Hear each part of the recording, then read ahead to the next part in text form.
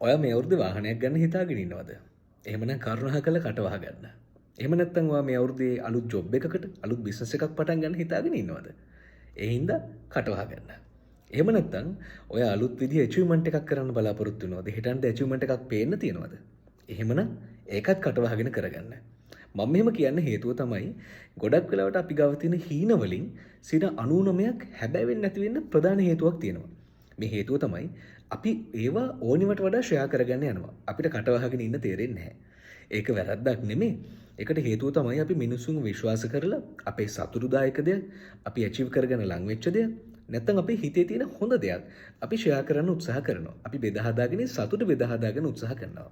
හැබැයි ප්‍රශ්න තියෙන්නේ ඔයාවට ඉන්න මිනිසුන්ගෙන් බහුතරයක් අය ඔයා නොදැනුවත් වුණාට එයාලට ඕනේ ඔයා සාර්ථක වෙන්න තමයි. හැබැයි එයාලට වඩා අඩුවෙන්.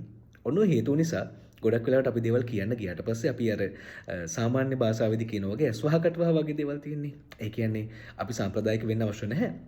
හැබැයි ඇස් වහකට වහ කියලා කියන්නේ ඔයා ඒ දේ කිව්වට පස්සේ ඔයාගේ තියෙන පොසිටිව් එනර්ජි එක අඩු වෙන මට්ටමේ නෙගටිව් ඉම්පැක්ට් එකක් එයාලගෙන් එනවා.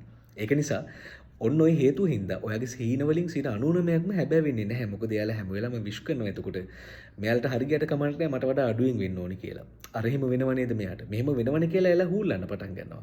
එතන ඇති වෙන නෙගටිව් ඕරා එක, නෙගටිව් එනර්ජි එක නිසා ඔයාගේ හීන හැබැයි වෙන එක පරක් වෙනවා. සමහර විට මේ වෙද්දිත් ඔයාට මේ වගේ අත්දැකීම් ඇති. මේ වීඩියෝ එක බලනකොට ඔයාට මතක් වෙනවත් ඇති. මගේ ෆ්‍රෙන්ඩ්ලි රිමයින්ඩ් එකක් තියෙනවා.